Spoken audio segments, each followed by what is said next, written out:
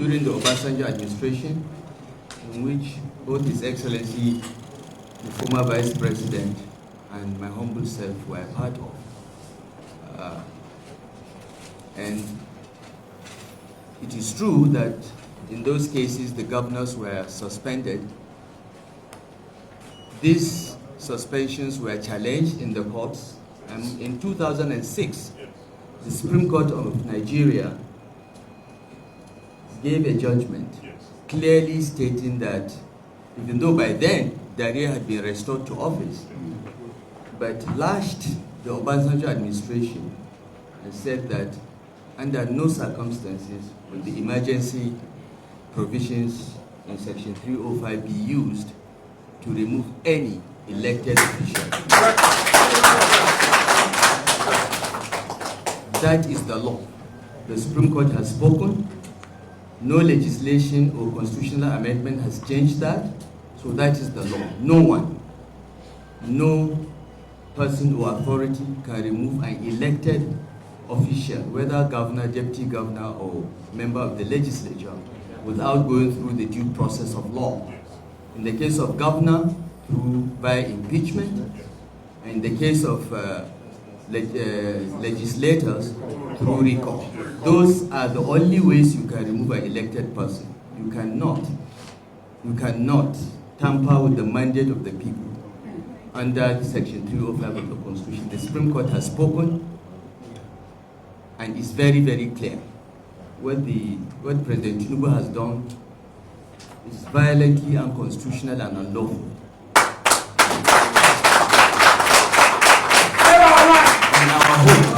And our hope is that the National Assembly will, for once today, this National Assembly, that everyone accuses of being Robusta, will at least for once stand with the people. Gathered here this morning to convey our grave concerns with challenges that our democratic experience is going through. We are a cross-section of leaders and political stakeholders from across the country. We have come together to address the dangerous and unconstitutional actions taken by President Bola Ahmed Tinubu on March 18, 2025, to wit, the declaration of state of emergency in Rivers State and the illegal suspension of the democratically elected governor, deputy governor in the State House of Assembly. This action is not only unlawful, but also a clear subversion of democracy and imposition of autocratic federal control over a duly elected state government. We strongly condemn this development and call on all Nigerians of good conscience to resist this brazen assault on the constitution of our country and the institutions of our democracy. The president's illegal and unconstitutional proclamation was presumably driven by the protracted, insidious political crisis in Rivers State, which culminated in the recent ruling of the Supreme Court. Naturally, we expected all parties to the dispute to follow laid down procedures and in good faith to comply or to promptly implement the judgment of the highest court of the land. We know that despite proactive statements and belligerent attitude of these opponents, Governor Fubra has demonstrated goodwill and appeared disposed to the implementation of the ruling of the Supreme Court. However, rather than rise above the fray, the president yielded to petty favoritism and betrayed the oath that he solemnly swore to before God and man, which was to do, and I quote, do right to all manner of people according to law, without fear of favor, affection, or ill will, and I quote. If President Tinubu had conveniently disguised his true intention in the past, his broadcast to the nation on 18th March 2025 betrayed his bias and fell far below the standard of comportment expected from his exalted office. Now, let's go to the various constitutional violations. Number 1, illegal removal of a governor and state assembly. Without any doubt, the Nigerian Constitution does not empower the president to remove an elected governor, deputy governor, or state assembly under any circumstances. The procedure for removing a governor is clearly outlined in Section 188 of the Constitution of the Federal Republic of Nigeria 1999 as amended through an impeachment process initiated by the State House of Assembly, not by presidential proclamation or arbitrary pronouncement. Number 2, misuse of Section 305 of State of Emergency. Section 305 of the Constitution allows the President to declare a state of emergency only in the extreme cases where public safety, national security, or Nigeria's sovereignty is at serious risk. However, it does not grant him the power to suspend elected officials or to demolish democratic structures as he has brazenly done in Rivers State. Furthermore, Section 305(1) states that any proclamation of emergency is subject to the provisions of the Constitution, meaning it cannot override the tenure and removal procedures of a governor. Number 3, failure to meet constitutional requirements for emergency rule.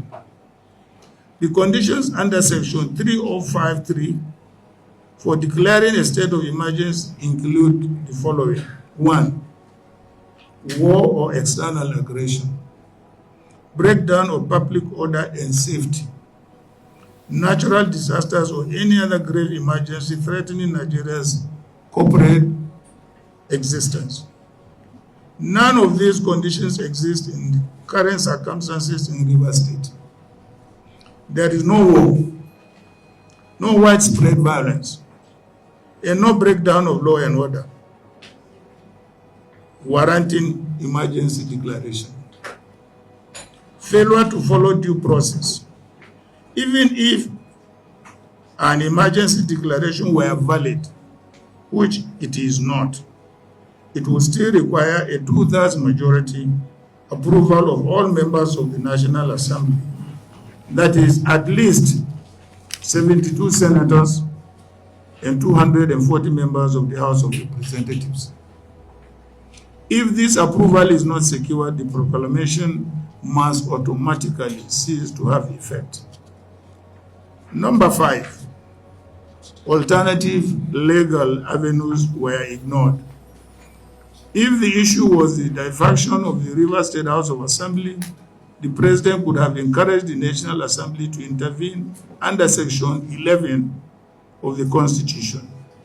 However, even under such an intervention, the governor and deputy governor cannot be removed by any arm of government except through constitutional means, as the proviso to Section 11(4) clearly provides.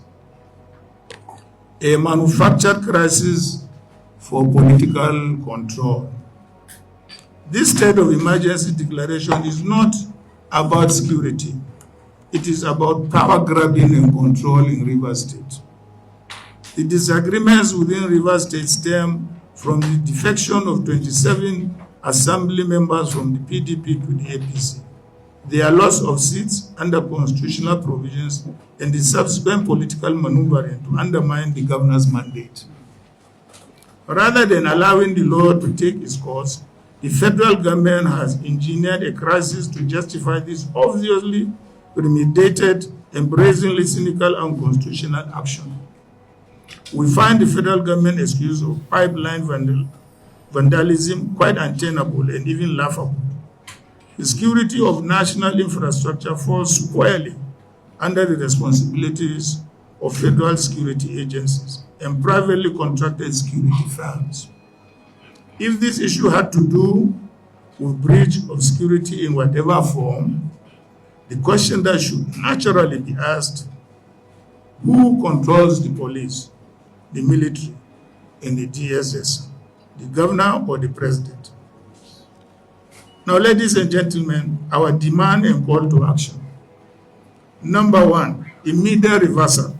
We call on President Bola Ahmed Tinubu to immediately revoke this unconstitutional proclamation and reinstate the elected governor, deputy governor, and state assembly of Rivers State.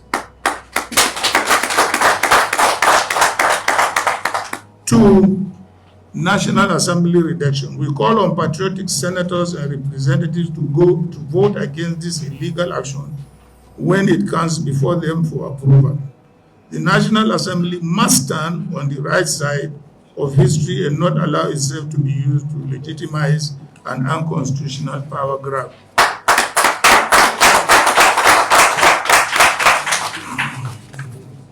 3, judicial intervention.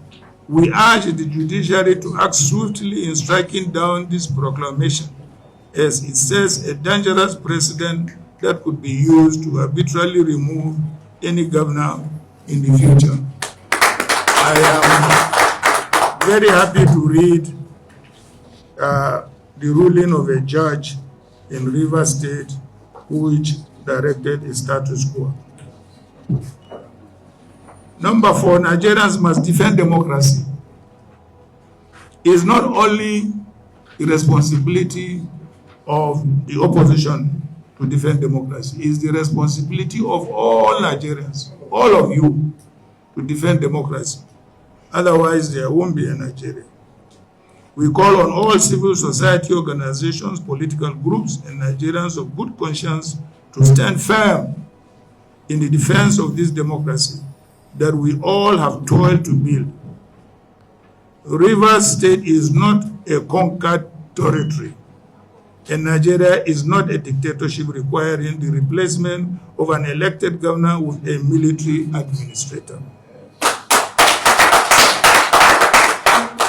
We recall that even when a previous administration had declared a state of administration in parts of the country bedeviled by insurgency and acts of terrorism, the governors of the concerned states were not removed from office, as this administration has done.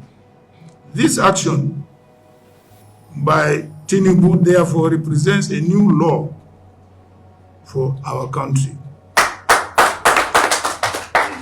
Distinguished ladies and gentlemen, the historical unrest in the Niger Delta should not be forgotten so soon. Past administration had made great efforts and sacrifices to restore peace and stability to the Niger Delta, which is critical to the economic health and stability of Nigeria itself.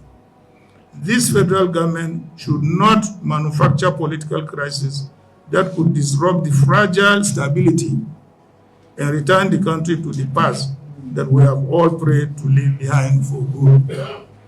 We must never allow personal political interests and the desire to hold on to power at all costs to throw the country into unavoidable chaos through brazen subversion of the principles of federalism, democracy, and constitutional governance. This is not just about Rivers State. It is about the future of Nigeria's democracy.